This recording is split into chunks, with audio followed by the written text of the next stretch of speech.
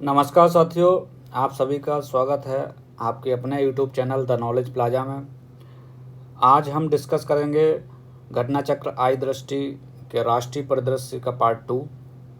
इससे पहले वाली वीडियो में हमने डिस्कस किया था कि राष्ट्रीय परिदृश्य का जो पॉइंटर वाला हिस्सा है उसको डिस्कस किया था। आज थोड़ा डिटेल में डिस्कशन करेंगे। डिस्कशन स्टार्ट करें उससे पहले मैं धन्यवाद देना चाहूँगा घटना चक्र को, जिन्होंने इतनी शानदार मैगजीन प्रकाशित की। इससे प्रतियोगी छात्रों की काफ़ी हेल्प होगी, तो आप सब भी पढ़ते रहिए।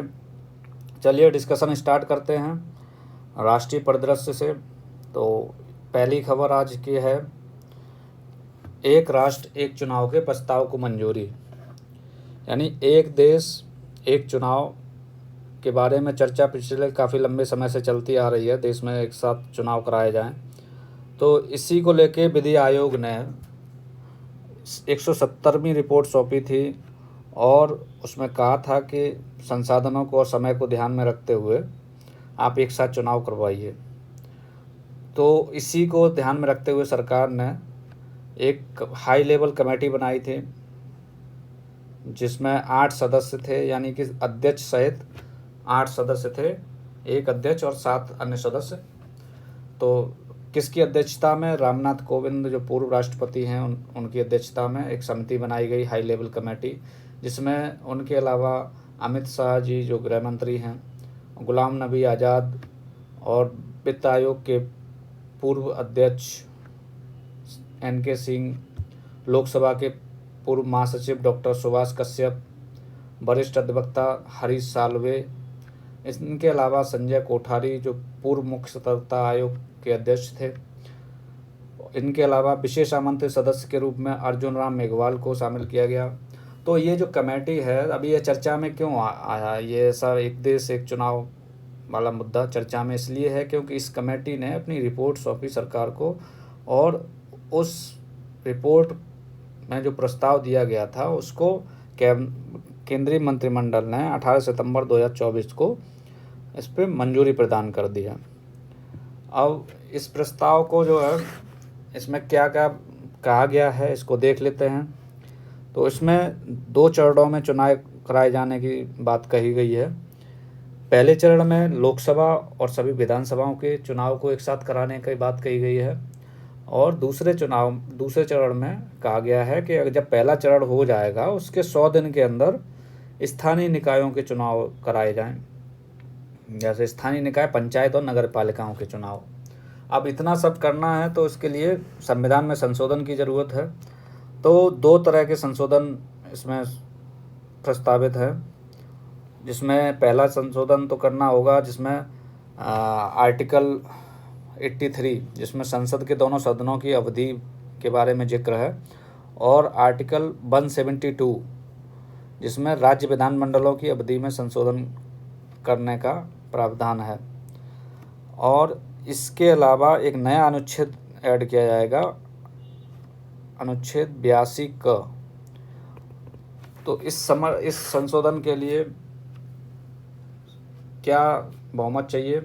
तो इस संशोधन के लिए कुल सदस्यों के, यानी दोनों सदनों में, लोकसभा और राज्यसभा में, कुल सदस्यों के आधे से अधिक सदस्यों द्वारा मतदान किया जाना अनिवार्य रहेगा, और उपस्थित तथा मतदान करने वाले सदस्य की संख्या के 2/3 सदस्य इस संशोधन के पक्ष में हों, तभी ये संशोधन हो पाएगा।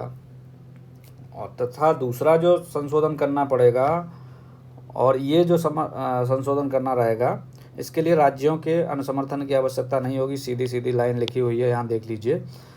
लेकिन इसके अलावा जो दूसरा चरण का जो चुनाव कराने का प्रावधान है, उसके लिए संशोधन करना रहेगा पंचायतों और नगर पालिका चुनाव के लिए।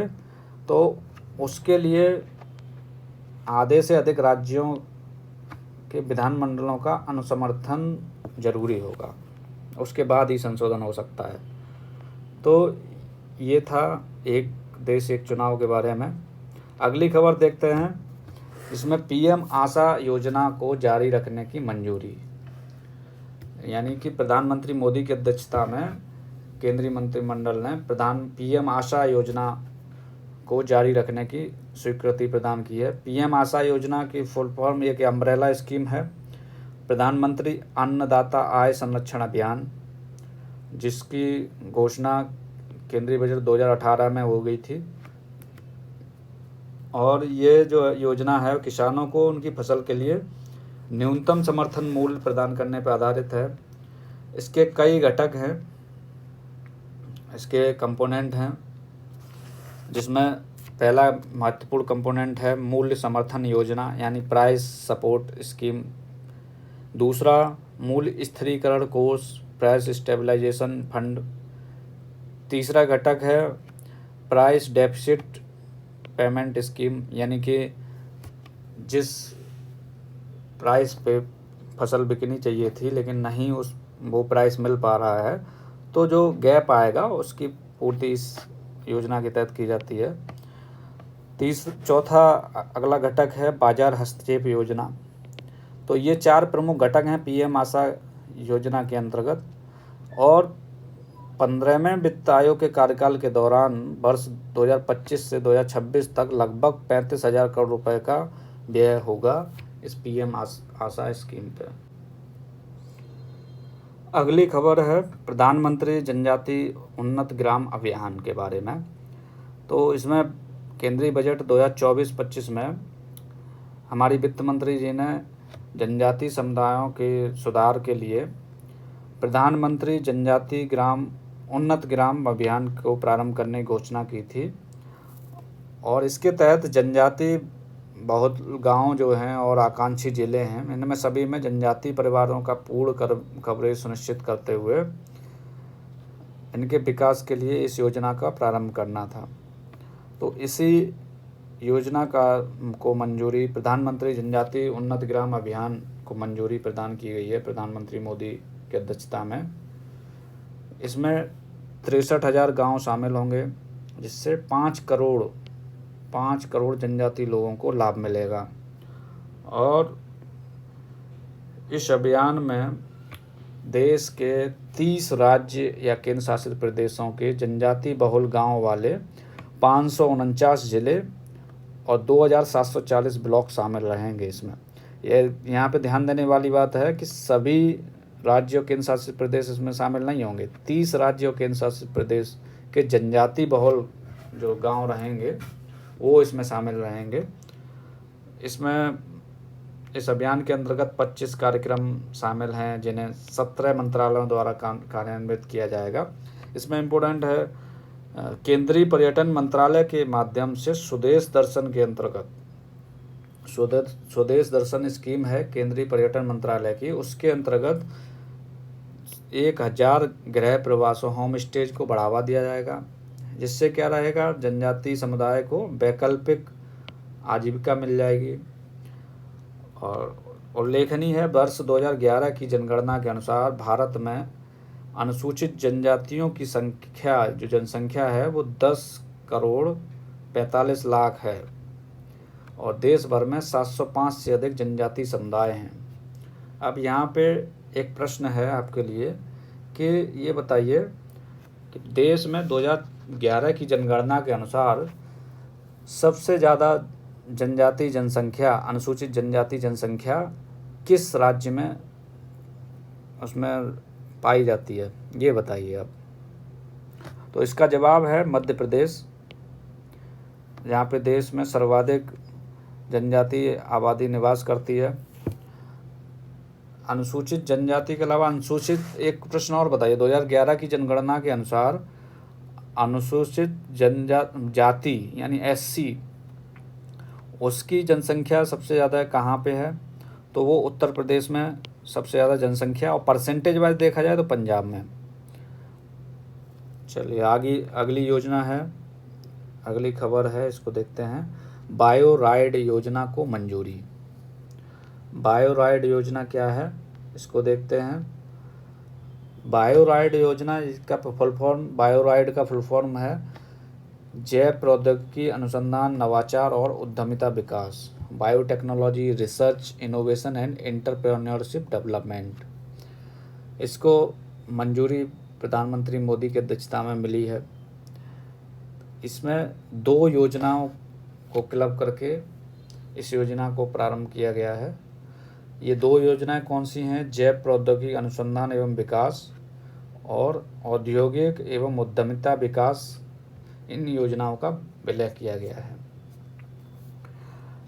इसमें नए घटक भी शामिल किए गए हैं, bio manufacturing and bio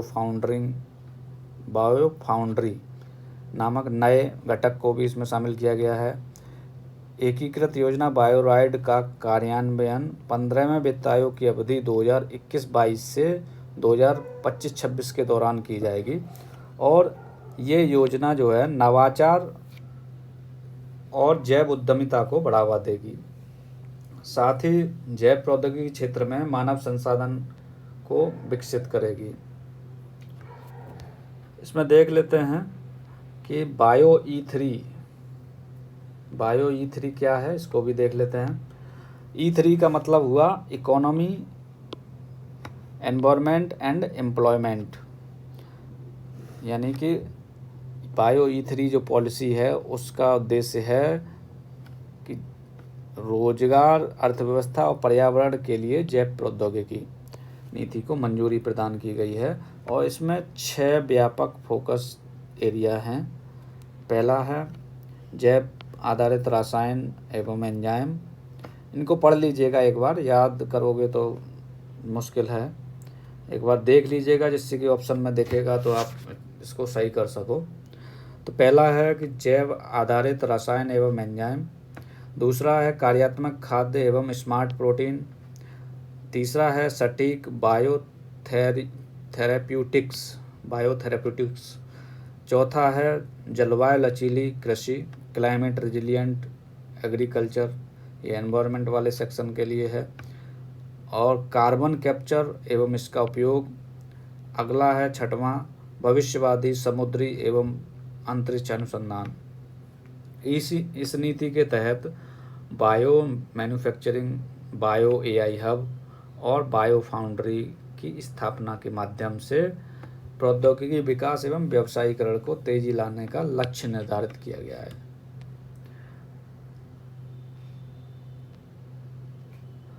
NaMo Bharat rapid rail का उद्घाटन, ये आपने सुना होगा, नमो भारत रैपिड रेल का उद्घाटन। पहले तो समझ लेते हैं कि रैपिड रेल और मेट्रो में क्या अंतर है।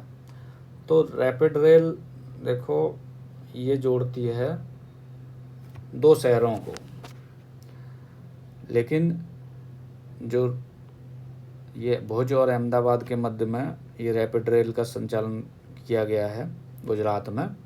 तो पहले रैपिड रेल जो है जोड़ती है 2 शहरों को, लेकिन मेट्रो है वो जोड़ती है एक शहर के विभिन्न स्थानों को, ठीक है। उसके स्टॉपेज पास में रहते हैं, इसके रैपिड रेल के स्टॉपेज थोड़ा दूर रहते हैं, तो ये अंतर होता है बेसिकली। अभी 16 सितंबर 2024 को प्रधानमंत्री नरेंद्र मोदी ने गुजरात में भारत की पहली वंदे मेट्रो ट्रेन का उद्घाटन किया है और इसका संचालन होगा अहमदाबाद और भुज के मध्य। इसका पुनर्नामकरण जो है नमो भारत रैपिड रेल के रूप में किया गया है। पहले इसका नाम वंदे मेट्रो ट्रेन था। भुज से आपको कुछ याद आ रहा है? भुज वाला भूकंप जो आया था भुज में, और इसका करंट का क्वेश्चन भी आगे आएगा। यहाँ म्यूजियम को अवार्ड मिला है। पहली Vande Bharat sleeper train set को रवाना किया था 1 सितंबर 2024 को रेल मंत्री अश्विनी वैष्णव ने। तो इसके अलावा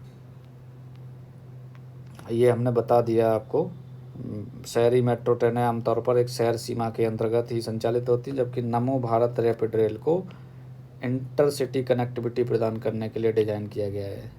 तो मेन चीज़ ये है कि इसमें कि पहली वंदे मेट्रो ट्रेन का उद्घाटन अहमदाबाद और भुज के मध्य में हुआ है।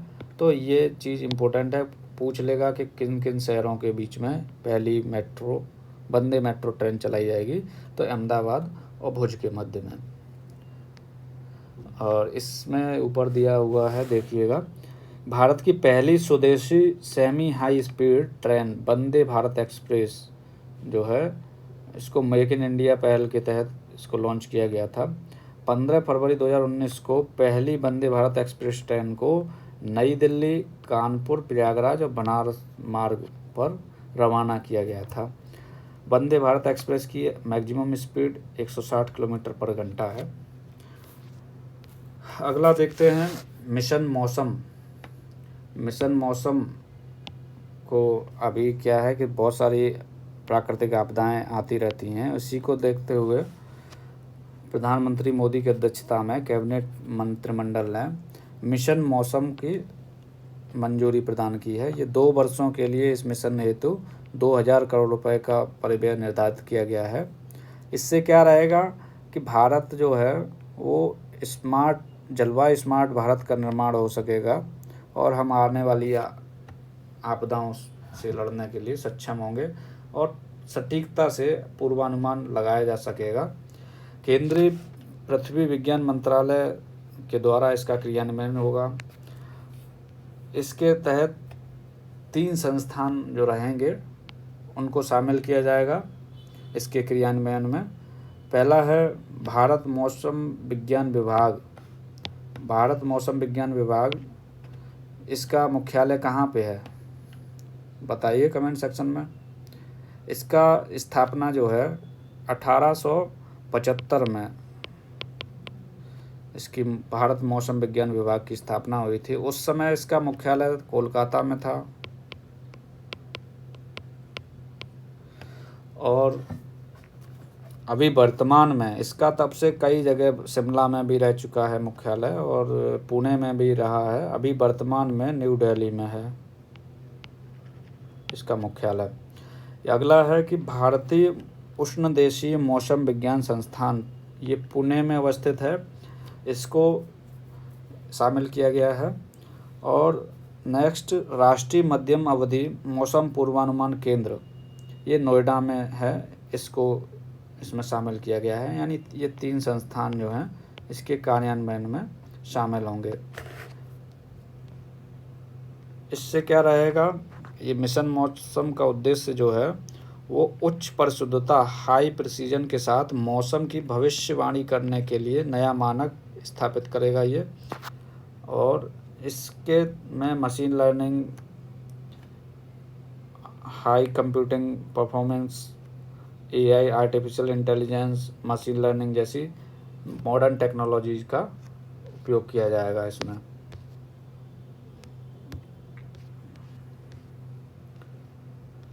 क्या हो गया,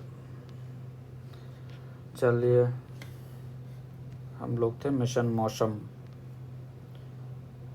ये नया अभी इतना अनुभव नहीं हुआ है तो इसलिए हो जाता है। हम लोग पढ़ रहे थे मिशन मौसम के बारे में, तो इसमें देख लेते हैं, 1 सेकंड रुकिएगा।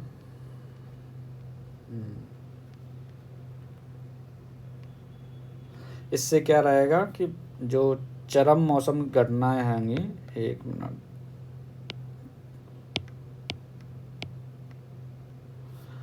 जो मौसम की चरम घटनाएं होंगी उससे निपटने में और जलवायु परिवर्तन से निपटने में मदद मिलेगी। अगली खबर देखते हैं, स्वच्छ वायु सर्वेक्षण 2024। स्वच्छ वायु सर्वेक्षण 2024, इसमें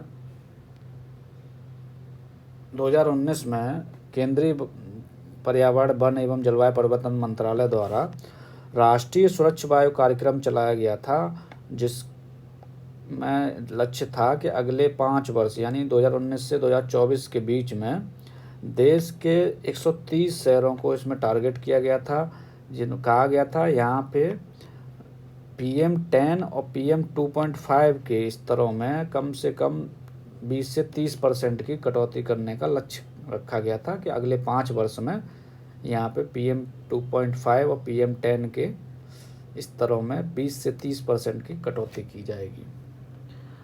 अब इनमें जो 130 NCAP शहर जो थे, इनको 3 श्रेणियों में बांटा गया है। पहली श्रेणी में 10 लाख से अधिक जनसंख्या वाले शहर शामिल हैं। दूसरी श्रेणी में 3 लाख से 10 लाख की जनसंख्या और 3 लाख से कम जनसंख्या वाले शहरों को तीसरी श्रेणी में रखा गया है। तो अभी क्या है, 7 सितंबर को जयपुर में नीले आकाश के लिए स्वच्छ वायु के अंतर्राष्ट्रीय दिवस के मौके पर स्वच्छ वायु सर्वेक्षण 2024 के परिणामों की घोषणा की गई है। इसमें क्या है, श्रेणी 1 में पहले स्थान पे सूरत रहा, दूसरे स्थान पे जबलपुर, तीसरे स्थान पे आगरा। ये इम्पोर्टेंट है। श्रेणी 1 में उत्तर प्रदेश का शहर आगरा तीसरे स्थान पे रहा। श्रेणी 2 में उत्तर प्रदेश का ही एक शहर फिरोजाबाद पहले स्थान पे रहा, अमरावती दूसरे स्थान पे रहा जो महाराष्ट्र में स्थित है, तीसरे स्थान पे झांसी उत्तर प्रदेश का ही शहर है। यूपीपीसीएस के लिए इम्पोर्टेंट हो जाता है, जो उत्तर प्रदेश के शहर हैं उनकी रैंक पता रहनी चाहिए, खास करके कि टॉप 5 रैंक तो पता रहे। श्रेणी 3 में उत्तर प्रदेश का शहर रायबरेली पहले स्थान पे है और दूसरे स्थान पे नालकोंडा तेलंगाना, तीसरे स्थान पे नालागढ़ हिमाचल प्रदेश में स्थित है। अब उत्तर प्रदेश के शहरों की स्थिति देख लेते हैं। तो श्रेणी 1 के जो शहर हैं उसमें तीसरे रैंक पे रहा आगरा, चौथे पे लखनऊ, 5वें पे कानपुर। ठीक है, अब इसके अलावा देख लेते हैं, टॉप के ही देखते हैं, टॉप 5 में ही देखते हैं। इसमें श्रेणी 2 में फिरोजाबाद पहले रैंक पे रहा, झांसी तीसरे रैंक पे रहा, गोरखपुर चौथे रैंक पे रहा। इसके अलावा श्रेणी 3 में रायबरेली पहले रैंक पे है, अनपरा ये कुछ गड़बड़ लग रहा है क्योंकि यह तीसरे रैंक पे तीसरे श्रेणी में नालागढ़ है, तो ये 13वें नंबर पे है, ये मैंने चेक किया था, 13वां रैंक है इसका। 1 मिनट इसको सही कर देते हैं, यहाँ पे ये 13वें रैंक पे है, 13th रैंक इसकी अनपरा की। तो अब देखा जाए कि तीनों श्रेणियों में मिला के टॉप 3 में यूपी के कितने शहर शामिल हैं। तो इसमें आगरा, यहाँ फिरोजाबाद, झांसी और ये रायबरेली, यानी 4 शहर शामिल हैं। इसमें आगरा, फिरोजाबाद, झांसी और रायबरेली ऐसे क्वेश्चन आ जाता है, तो आप याद रखिएगा टॉप 3 में तीनों श्रेणियों में मिला के कौन शामिल है। तो आगरा, फिरोजाबाद, झांसी और रायबरेली 4 शहर शामिल हैं। ये याद कर लीजिएगा, काफ़ी इम्पोर्टेंट है, काफ़ी क्वेश्चन बनते हैं। अगला देखते हैं, स्वच्छ भारत मिशन को नेचर की मान्यता। अब नेचर क्या है, तो नेचर जो है एक विज्ञान जर्नल है, यानी कि एक मैगजीन है जो प्रकाशित होती है। इसमें एक आर्टिकल छपा है जिसमें स्वच्छ भारत मिशन की बात कही गई है। स्वच्छ भारत मिशन, इसका शीर्षक था स्वच्छ भारत मिशन के अंतर्गत शौचालय का निर्माण और भारत में शिशु मृत्यु दर। भारत में शिशु मृत्यु दर और स्वच्छ भारत मिशन में शौचालय का निर्माण, इनके बीच का संबंध जो है इसमें इस पे अध्ययन किया गया। तो क्या निकल के आया, इसमें निकला है कि भाई 1 दशक की अवधि में 35 भारतीय राज्यों केंद्र शासित प्रदेशों का आंकड़े का विश्लेषण किया गया और जिसमें विपरीत संबंध एसोसिएशन पाया गया है। किसके बीच में, भारत में शौचालयों तक पहुंच और बाल मृत्यु दर के बीच में, यानी कि जहाँ पे शौचालय की पहुंच उपलब्ध है वहाँ मृत्यु दर में कमी आई है, ऐसा इसमें आंकड़े में देखा गया है। तो इसमें देख लेते हैं कि इस अध्ययन के परिणाम यह दर्शाते हैं कि जिला स्तर पर शौचालय तक पहुंच में प्रत्येक 10% बिंदुओं की वृद्धि होने पर इन्फेंट मोर्टेलिटी रेट में IMR में 0.9% बिंदुओं तक की कमी और U5 अंडर 5 मोर्टेलिटी रेट में 1.1% बिंदुओं तक की कमी दर्ज की जाती है। यानी कि स्वच्छ भारत मिशन के अंतर्गत 30% से अधिक शौचालय कवरेज वाले जिलों में प्रति 1000 जीवित जन्मों पर IMR में 5.3 और U5MR में 6.8 की कमी दर्ज की गई है। यानी कि ये सफल अभियान रहा है इनके अनुसार। तो इसका देख लेते हैं कि 2 अक्टूबर 2014 को प्रधानमंत्री मोदी द्वारा 2 अक्टूबर 2014 को स्वच्छ भारत मिशन का प्रारंभ किया गया था और इसमें यह विश्व के सबसे बड़े राष्ट्रीय व्यवहार परिवर्तन स्वच्छता कार्यक्रमों में से एक है और ये मिशन देश भर में घरेलू शौचालय उपलब्ध कराने के माध्यम से देश में खुले में शौच से मुक्त करने पर केंद्रित है। ये जो 2 अक्टूबर 2024 जो है उससे पहले 17 सितंबर 2024 यानी स्वच्छता ही सेवा अभियान 2024 जो है 17 सितंबर 2024 से 2 अक्टूबर 2024 तक इसका आयोजन किया गया, जो 15 दिवसीय कार्यक्रम था। अच्छा, 17 सितंबर से कुछ याद आ रहा है? 17 सितंबर को प्रधानमंत्री मोदी जी का जन्म दिवस होता है और इसी 17 सितंबर 2022 को अफ्रीका के नामीबिया से, यानी कि यहाँ प्रोजेक्ट चीता जो है, प्रोजेक्ट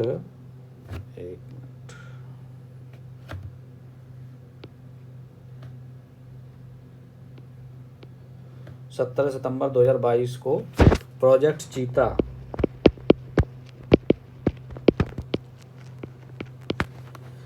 चीता का शुभारंभ किया गया था प्रधानमंत्री मोदी जी ने।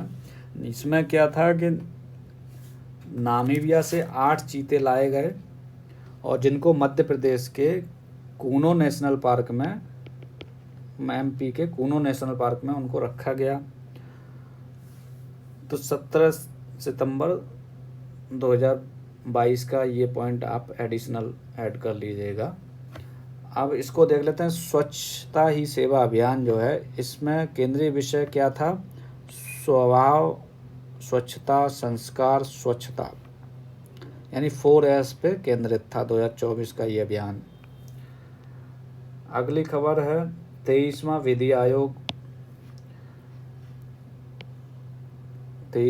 आयोग के गठन को मंजूरी दी गई है। एक नोटिफिकेशन निकाला है विधि कार्य विभाग द्वारा, एक अधिसूचना जारी की गई है जिसके तहत इसका गठन किया गया है 23वें विधि आयोग की। अब 23वें विधि आयोग को देखें उससे पहले हमको ये बताइए कि पहला लॉ कमीशन कब बना था? आपको बता देते हैं, फर्स्ट लॉ कमीशन 1834 में बना। 1833 वाला जो चार्टर एक्ट था उसके तहत, आपने इतिहास में पढ़ा होगा 1833 का चार्टर एक्ट, तो उसके तहत 1834 में पहला लॉ कमीशन बनाया गया लॉर्ड मैकाले की अध्यक्षता में। लॉर्ड मैकाले अध्यक्ष थे। इन्हीं लॉर्ड मैकाले ने, इसी विधि आयोग ने IPC और CRPC की सिफारिश की थी इसके कोडिफिकेशन के लिए। और भारत जब आज़ाद हुआ उसके बाद पहला लॉ कमीशन बना 1955 में। किसकी अध्यक्षता में? तो इसके अध्यक्ष थे MC सीतलवाड़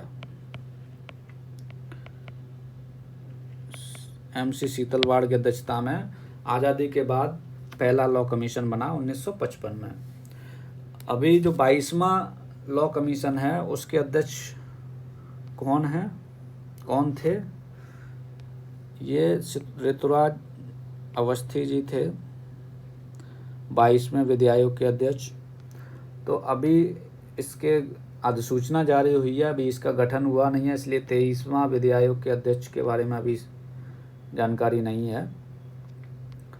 तो इसका जो है कार्यकाल क्या रहेगा? तो 3 वर्षों के लिए राष्ट्रपति द्रौपदी मुर्मू ने 3 वर्षों के अवधि के लिए 23वें वित्त आयोग के गठन को मंजूरी प्रदान की है। तो इसमें कौन कौन व्यक्ति शामिल होंगे? तो एक पूर्णकालिक अध्यक्ष, 4 पूर्णकालिक सदस्य, सचिव, विधि कार्य विभाग पदेन सदस्य के रूप में, सचिव विधायी विभाग पदेन सदस्य के रूप में, और 5 अंशकालिक सदस्यों से अधिक नहीं, यानी कि 5 से ज़्यादा अंशकालिक सदस्य नहीं हो सकते। इसका मुख्यालय नई दिल्ली में स्थित होगा। 22वें वित्त आयोग का कार्यकाल 31 अगस्त 2024 को समाप्त हो गया था।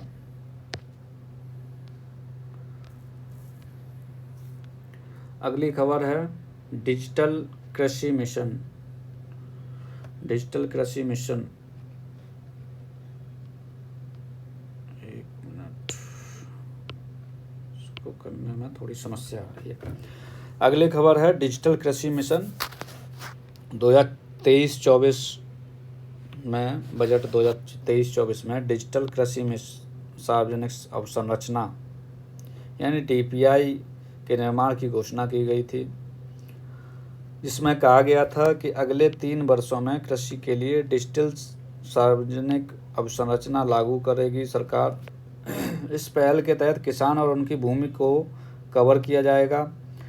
इस वित्त वर्ष में DPI का उपयोग करते हुए 400 जिलों में खरीफ का डिजिटल फसल सर्वेक्षण किया जाएगा। इसका लक्ष्य 6 करोड़ किसानों और उनके भूमि के विवरण के साथ रजिस्ट्रियों को अपडेट करना है। तो हाल ही में 2 सितंबर 2024 को केंद्र सरकार द्वारा डिजिटल कृषि मिशन को मंजूरी प्रदान कर दी गई है। इस मिशन पे टोटल 2817 करोड़ रुपए खर्च होना निर्धारित है, और ये जो है रहेगा टेक्नोलॉजी से, जैसे डिजिटल सार्वजनिक अवसंरचना के स्वरूप पर आधारित रहेगा, और किसानों के जीवन को बेहतर बनाने के लिए टेक्नोलॉजी का उपयोग किया जाएगा। इसमें इस डिजिटल कृषि मिशन इसके मूलभूत स्तंभ क्या रहेंगे? तो ये एक अम्ब्रेला स्कीम है और इसके 2 मूलभूत स्तंभ होंगे। 2 मूलभूत, वैसे और भी पिलर्स रहेंगे, लेकिन मेन पिलर्स जो हैं 2 रहेंगे, एग्री स्टैक और कृषि निर्यात सहायता प्रणाली। एग्री स्टैक का मतलब क्या है? इसमें क्या रहेगा, एक किसान की पहचान करने के लिए किसान ID की शुरुआत की गई है। किसान ID एक आधार कार्ड की तरह अब किसानों को ID प्रदान की जाएगी। इससे क्या रहेगा, एक विश्वसनीय डिजिटल पहचान उनको प्राप्त हो सकेगी। और इस किसान ID का जो सृजन और रखरखाव है वो राज्य सरकार और केंद्र शासित प्रदेशों द्वारा किया जाएगा। और किसान ID जो है इसमें भूमि रिकॉर्ड रहेगा, लैंड रिकॉर्ड, पशुधन के स्वामित्व के बारे में, बोई गई फसल और प्राप्त लाभ के अलावा विभिन्न किसान संबंधी डेटा जो है इससे कनेक्ट रहेगा। इसको एग्री स्टैक में 3 प्रमुख घटक शामिल हैं, जिसमें किसान रजिस्ट्री, जियो रेफरेंस्ड विलेज मैप, भू संदर्भित गाँवों के नक्शे, और बोई गई फसल की रजिस्ट्री। यानी इनको एग्री स्टैक के तहत किसान ID से जोड़ा जाएगा। और किसान ID के निर्माण और डिजिटल फसल सर्वेक्षण का परीक्षण करने के लिए निम्न 6 राज्यों में प्रायोगिक परियोजनाएं, पायलट प्रोजेक्ट संचालित किए गए हैं। तो पहला उत्तर प्रदेश का फरुखाबाद जिला, दूसरा गुजरात का गांधीनगर, महाराष्ट्र का बीड, हरियाणा का यमुनानगर, पंजाब का फतेहगढ़ साहिब, और छठवां है तमिलनाडु का विरुधुनगर। तो यहाँ पे इसको चलाया जा रहा है एक पायलट प्रोजेक्ट की तरह। 3 वर्षों के दौरान इसका लक्ष्य है, 3 वर्षों के दौरान 11 करोड़ किसानों के लिए डिजिटल पहचान के निर्माण का लक्ष्य निर्धारित किया गया है। यानी डिजिटल ID किसानों की, वो किसान ID डिजिटल रूप में 11 करोड़ किसानों को अगले 3 वर्षों में प्रदान की जाएगी। तो इनका ये टारगेट है। इसके अलावा जो है ये हमने 2 मूलभूत स्तंभ बताए हैं। इसमें पहला एग्री स्टैक, दूसरा कृषि निर्णय सहायता प्रणाली। इसके अतिरिक्त इस मिशन में मृदा प्रोफाइल मैपिंग भी शामिल रहेगा, ये भी एक इम्पोर्टेंट कंपोनेंट है। और कृषि एग्री स्टैक के बारे में बता दिया, इसमें किसान आईडी पे ज़्यादा फोकस किया गया है, उसको लिंक किया जाएगा। और ये 6 राज्यों में अभी पायलट प्रोजेक्ट पे इस पे काम किया जा रहा है। और इसमें टारगेट है कि वित्त वर्ष 2024-25 में 6 करोड़, 25-26 में 3 करोड़ और 26-27 में 2 करोड़ किसानों की आईडी प्रदान की जाएगी। टोटल 11 करोड़ किसानों को ये आईडी दी जाएगी। एक बात और इसमें कही गई है, 2 वर्षों के अंदर राष्ट्रव्यापी डिजिटल फसल सर्वेक्षण को लॉन्च किया जाएगा, जिसमें 24-25 में 400 जिलों और वर्ष 2025-26 में सभी जिलों को आच्छादित किया जाएगा। अगला पिलर है कृषि निर्णय सहायता प्रणाली।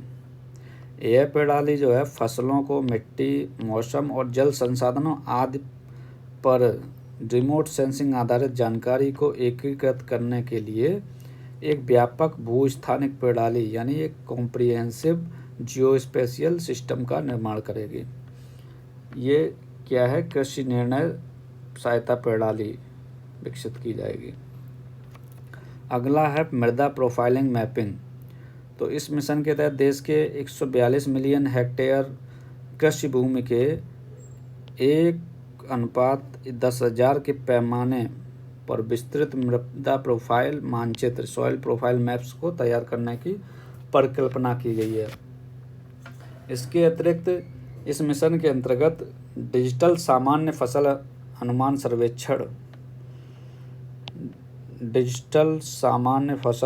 सर्वेक्षण वैज्ञानिक रूप से डिजाइन किए गए फसल कटाई के प्रयोगों के आधार पर यील्ड का अनुमान प्रदान करेगा। अगला देखते हैं इंडिया सेमीकंडक्टर मिशन। ये इम्पोर्टेंट हो जाता है क्योंकि सेमीकंडक्टर बहुत ज़रूरी होता है किसी भी इलेक्ट्रॉनिक व्हीकल के लिए। अभी भारत सरकार ईवी पर ज़्यादा फोकस कर रही है। तो क्या है, सेमिकॉन इंडिया कार्यक्रम वर्ष 2021 में सेमिकॉन इंडिया कार्यक्रम को मंजूरी प्रदान की थी केंद्र सरकार ने, और इसमें फोकस किया गया था सेमीकंडक्टर्स और डिस्प्ले इकोसिस्टम के विकास पर। इसके लिए 76,000 करोड़ रुपए निर्धारित किए गए थे। और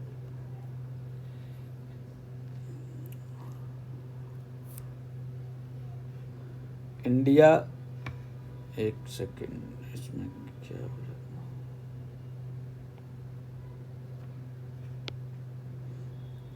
इंडिया सेमीकंडक्टर मिशन जो है इसकी स्थापना की गई है। इसका लक्ष्य है सेमीकंडक्टर और डिस्प्ले पारतंत्र के विकास का लक्ष्य है। यह मिशन डिजिटल इंडिया कॉरपोरेशन के अंतर्गत एक विशेष स्वतंत्र व्यापार विभाग इसको संचालित करेगा। यह मिशन सेमिकॉन इंडिया कार्यक्रम के अंतर्गत स्वीकृत योजनाओं के लिए नोडल एजेंसी के रूप में कार्य करता है। इंडिया सेमीकंडक्टर मिशन जो है इसके लिए अभी हाल ही में चर्चा में क्यों है, क्योंकि इसे सेमीकंडक्टर यूनिट की स्थापना साणंद गुजरात में की जाएगी, उसकी मंजूरी मिल गई है इसके लिए। तो अभी तक देश में कुल 5 सेमीकंडक्टर इकाई स्थापित की जा चुकी हैं या मंजूरी मिल चुकी है। इसमें 3 जो हैं वो साणंद गुजरात के अंदर हैं। जैसे अभी जो ये काइंस सेमिकॉन प्राइवेट लिमिटेड द्वारा स्थापित की जाएगी साणंद गुजरात में, इसकी उत्पादन क्षमता 60 लाख चिप्स प्रतिदिन होगी। इससे पहले जून 2023 में केंद्र सरकार ने साणंद गुजरात में ही एक और इकाई की स्थापना को मंजूरी दी थी, जिस माइक्रोन टेक्नोलॉजी इंक के द्वारा जिसको स्थापित किया गया था। और इसके बाद 29 फरवरी 2024 को देश में 3 और अर्धचालक इकाइयों की स्थापना को मंजूरी प्रदान की गई थी, जिसमें एक थी धौलेरा गुजरात में सेमीकंडक्टर फैब। ये सेमीकंडक्टर फैब्रिकेशन प्लांट स्थापना की मंजूरी मिली थी, जिसमें ये भारत की पहली AI समर्थित सेमीकंडक्टर फैब था या होगा। इसके अलावा दूसरा जो है वो असम में एक इकाई स्थापित की जाएगी टाटा इलेक्ट्रॉनिक्स प्राइवेट लिमिटेड द्वारा मोरी गांव में एक स्थापना होगी, जिसकी क्षमता रहेगी 48 मिलियन चिप्स पर डे की क्षमता इसमें रहेगी। और तीसरी इकाई साड़ंद गुजरात में जो CG power and industrial solution limited द्वारा इसकी स्थापना की जाएगी और इसकी उत्पादन क्षमता रहेगी 15 मिलियन चिप्स प्रतिदिन। तो आप इसमें से ये याद कर लीजिएगा कि देश में अब तक कितनी सेमीकंडक्टर इकाई की स्थापना को मंजूरी मिल चुकी है। तो कुल मिला के 5 अर्धचालक इकाइयों की स्थापना को मंजूरी दी गई है इंडिया सेमीकंडक्टर मिशन के अंतर्गत। अगले खबर देखते हैं, और इससे पहले ये देख लेते हैं भारत अमेरिका साझेदारी। इसमें क्या है, 9 सितंबर 2024 को अमेरिकी विदेशी विभाग ने भारत सरकार के इलेक्ट्रॉनिक और सूचना मंत्रालय के अंतर्गत संचालित इंडिया सेमीकंडक्टर मिशन के साथ साझेदारी की घोषणा की है। इसका उद्देश्य international technology and security and innovation कोष के तहत वैश्विक अर्धचालक पारिस्थितिकी तंत्र को विकसित करने और उसमें विविधता लाने के लिए अवसरों का पता लगाना है। अगला देखते हैं सर्वोच्च न्यायालय का ध्वज और प्रतीक चिन्ह। ये हमारे राष्ट्रपति महोदया ने इसके ध्वज और प्रतीक का अनावरण किया है। 1 सितंबर 2024 को ध्वज और प्रतीक चिन्ह का अनावरण किया गया है। सर्वोच्च न्यायालय का ध्वज नीले रंग का है और इसमें खुले हुए पन्नों से, संविधान के खुले हुए पन्नों से सर्वोच्च न्यायालय के गोलाकार भवन को उभारते हुए प्रदर्शित किया गया है। इसमें न्यायालय भवन सुनहरे रंग से चित्रित किया गया है और ध्वज में न्यायालय के गोलाकार भवन के ऊपर अशोक चक्र को स्थान दिया गया है और निचले भाग में यहाँ पे एक श्लोक लिखा गया है, यतो धर्मस्तो जय। इसका अर्थ है जहाँ धर्म है वहाँ जीत है। अब देख लेते हैं कि भारत के संविधान में सुप्रीम कोर्ट के बारे में अनुच्छेद 124 में उल्लिखित है और भारत का सर्वोच्च न्यायालय का उद्घाटन 28 जनवरी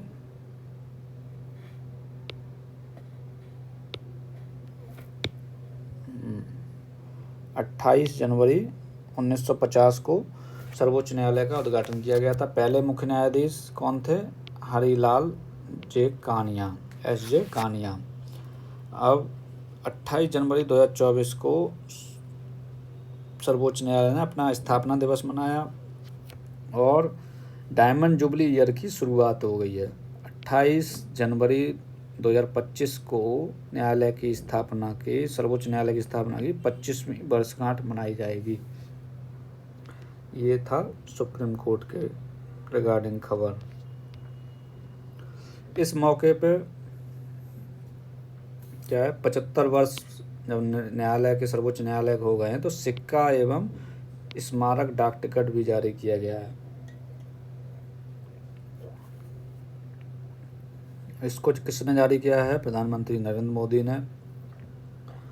ये आयोजन भारत मंडपम में नई दिल्ली में हुआ था। उस दौरान राष्ट्रीय जिला न्यायपालिका सम्मेलन का आयोजन हुआ था। उस दौरान प्रधानमंत्री नरेंद्र मोदी ने सिक्का और डाक टिकट जारी किया था। अगला देख लेते हैं बाढ़वन पत्तन का शिलान्यास। यानी कि भारत में अब तक कितने टोटल वो हैं, पोर्ट हैं, मेजर पोर्ट। वर्तमान में कुल 12 मेजर पोर्ट हैं। हालांकि पिछले दिनों कुछ खबर आई थी कि अंडमान निकोबार में पोर्ट ब्लेयर में जो पोर्ट है उसको मेजर पोर्ट के रूप में नामित किया गया है, तो इसमें अपडेट नहीं हुआ है शायद। इनका स्वामित्व जो है, मेजर पोर्ट का स्वामित्व कौन करता है, तो इनको महापत्तन प्राधिकरण अधिनियम 2021 के अंतर्गत केंद्र सरकार के द्वारा इनका स्वामित्व किया जाता है। तो प्रधानमंत्री मोदी ने बाधवन पोर्ट का शिलान्यास किया। यह जो है महाराष्ट्र के पालघर जिले में डहाणू नगर के निकट स्थित होगा। ज्ञातव्य है कि प्रधानमंत्री नरेंद्र मोदी की अध्यक्षता में केंद्रीय मंत्रिमंडल ने 19 जून को इस पत्तन की स्थापना की स्वीकृति दी। इस परियोजना का निर्माण बदावन पोर्ट प्रोजेक्ट लिमिटेड करेगा और इस पत्तन को हर मौसम के लिए उपयुक्त ग्रीनफील्ड डीप ड्राफ्ट महापत्तन के रूप में विकसित किया जाएगा और ये भारत के सबसे बड़े गहरे जल वाले पत्तनों में से एक होगा। निर्माण पूरा होने के पश्चात यह पत्तन विश्व के शीर्ष 10 पत्तनों में से एक होगा। यह पत्तन ट्रांजिट टाइम और लागत को कम करते हुए अंतर्राष्ट्रीय शिपिंग मार्गों से सीधी कनेक्टिविटी प्रदान करेगा।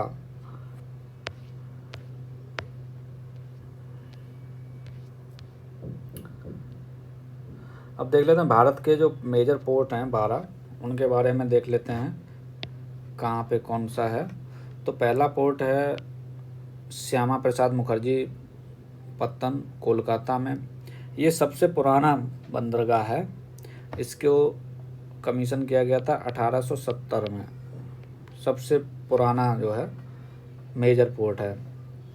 पारादीप उड़ीसा में, विशाखापत्तनम आंध्र प्रदेश में और कामराजर पोर्ट तमिलनाडु में है।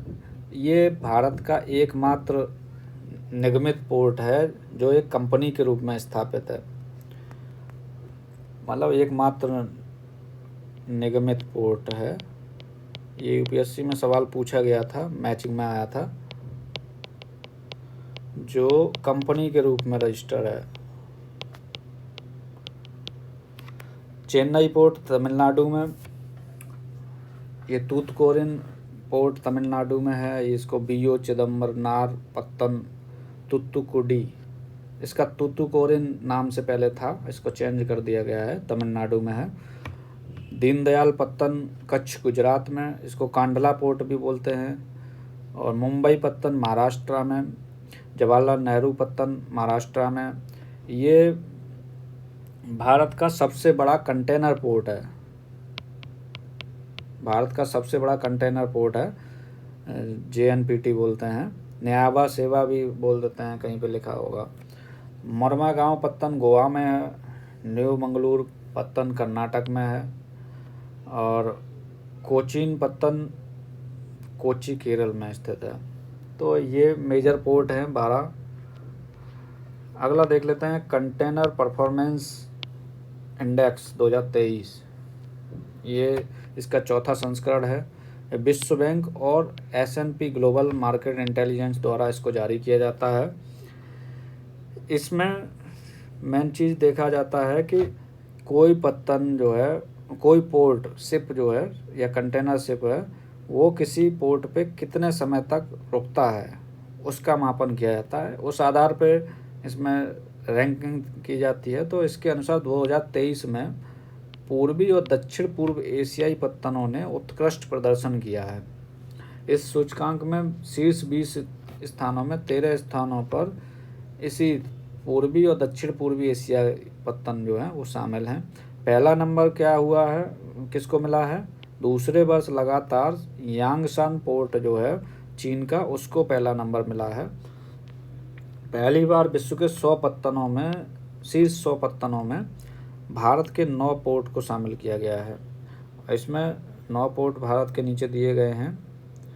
इसमें विशाखापत्तनम, इसमें आप देख लीजिएगा मेजर पोर्ट, सारे मेजर नहीं हैं, माइनर मेजर दोनों हैं। इसमें ये मेजर है विशाखापत्तनम, कामराजर मेजर है, कोचीन मेजर है और चेन्नई वाला मेजर पोर्ट है, जवाहरलाल नेहरू मेजर पोर्ट है। ये 5 इसमें दिए गए हैं, देख लीजिएगा। ऊपर मैंने 12 बता दिए हैं, उसमें से आप देख लीजिएगा, इसमें लिखा हुआ है। अगली खबर देखते हैं। NICDP national industrial corridor development programme, इसके तहत 12 नए औद्योगिक शहरों को मंजूरी प्रदान की गई है। तो राष्ट्रीय औद्योगिक गलियारा विकास कार्यक्रम NICDP, इसके तहत 12 नए औद्योगिक शहरों को मंजूरी प्रदान की गई है। इनका भविष्य के औद्योगिक शहरों के रूप में इनका विकास होगा और जो विश्व के सर्वोत्तम विनिर्माण और निवेश स्थलों के से प्रतिस्पर्धा कम्पीट कर सकेंगे। स्मार्ट शहरों के रूप में इनका परिकल्पना की गई है। 4 चरणों में 11 औद्योगिक गलियारों के विकास। दिसंबर 2020 में भारत सरकार ने NICDP के अंग के रूप में 4 चरणों में 11 औद्योगिक गलियारों के विकास को स्वीकृति प्रदान की थी और इनमें टोटल 32 परियोजनाएं शामिल हैं। इसमें 4 ग्रीनफील्ड औद्योगिक स्मार्ट शहर पहले से ही विकसित किए जा चुके हैं, जबकि 4 अन्य परियोजनाएं वर्तमान में विकसित की जा रही हैं। इसके अंतर्गत 12 नए औद्योगिक नोड्स या शहरों की स्थापना को मंजूरी मिली है। इसमें देख लेते हैं शहरों के नाम कौन से हैं। और हालांकि इसमें केवल 11 शहरों के नाम की घोषणा की गई है। एक 12वां शहर इसलिए नहीं घोषित किया गया क्योंकि हरियाणा और जम्मू कश्मीर में विधानसभा चुनाव के कारण आदर्श आचार संहिता लगी थी, तो उसका अभी इसमें घोषणा नहीं की गई है। तो 11 शहर देख लेते हैं। पहले यूपी वाला देख लेते हैं। आगरा है और प्रयागराज है। इसके अलावा उत्तर प्रदेश का और कोई शहर है? आगरा, प्रयागराज 2 शहर इसमें उत्तर प्रदेश के शामिल हैं और बिहार का गया इसमें शामिल है। सारे देखते हैं। खुरपिया जो है उत्तराखंड का, राजपुरा पटियाला पंजाब, दिघी महाराष्ट्र, पलक्कड़ केरल और जहीराबाद तेलंगाना, प्रयागराज उत्तर प्रदेश, गया बिहार, ओरवाकल आंध्र प्रदेश, कोपरथी आंध्र प्रदेश, जोधपुर पाली राजस्थान। तो ये यहाँ पे शामिल किए गए हैं। अब यहाँ देख लेते हैं कि 11 राष्ट्रीय औद्योगिक गलियारे जो हैं उनके नाम। दिल्ली मुंबई औद्योगिक गलियारा, हालांकि इनको एक बार पढ़ लीजिएगा क्योंकि इतना याद तो नहीं रहेगा मुझे लगता है। तो आप एक बार देखे रहेंगे तो ऑप्शन रहेगा तो उसमें देख लेंगे, ये पता चल जाएगा। तो आप इसको बस पढ़ लीजिए। अमृतसर कोलकाता औद्योगिक गलियारा, चेन्नई बेंगलुरु औद्योगिक गलियारा, विजाग चेन्नई औद्योगिक गलियारा, बेंगलुरु मुंबई औद्योगिक गलियारा, ओडिशा आर्थिक गलियारा, हैदराबाद नागपुर औद्योगिक गलियारा, हैदराबाद वारंगल, हैदराबाद बेंगलुरु, कोयम्बटूर होते हुए कोच्चि तक, CBIC का विस्तार, दिल्ली नागपुर औद्योगिक गलियारा। तो ये एक बार देख लीजिएगा। तो आज के लिए यहीं पे समाप्त करते हैं। आप सबका बहुत बहुत धन्यवाद।